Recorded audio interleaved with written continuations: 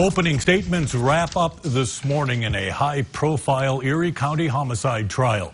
It's new at noon. Jackie Roberts was in the courtroom this morning. She joins us now live with the latest information. Hello, Jackie.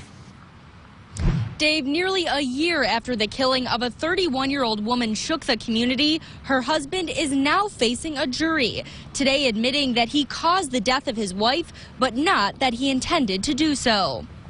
Trial for 45-year-old John Grazioli begins today. Investigators say while his wife of less than a year, Amanda Grazioli, was sleeping, the defendant shot her in the head and killed her. Today, Assistant District Attorney Erin Conley opened her case to the jury with a quote from a handwritten letter found near the couple's bed, reading in part, "I killed Amanda Schmidt Grazioli."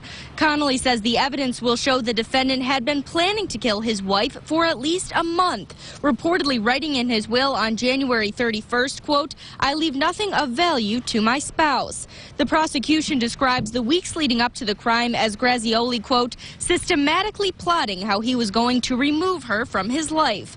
But defense attorney Brian Aerosmith says his client has waited all this time to tell his side of the story, leaving the jury with a question asking, quote, "Is this a consequence of a husband's malicious and specific intent or something else entirely?"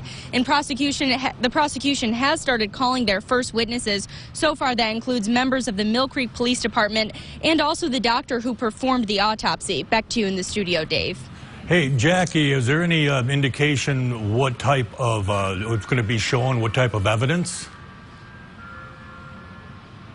Well, so far, Dave, what we've seen already, probably the most interesting piece of evidence thus far, is a picture of that bullet wound in the back of Amanda's head. And what I noticed, particularly at least from where I was sitting, was that the defendant couldn't even look at it. As soon as they brought up the picture, he started tearing up and looked right into his hands for the remainder of that part of the testimony. But we will be here throughout the day, so we'll be keeping you posted, not only here on Jet 24, but also on our website, yourerie.com.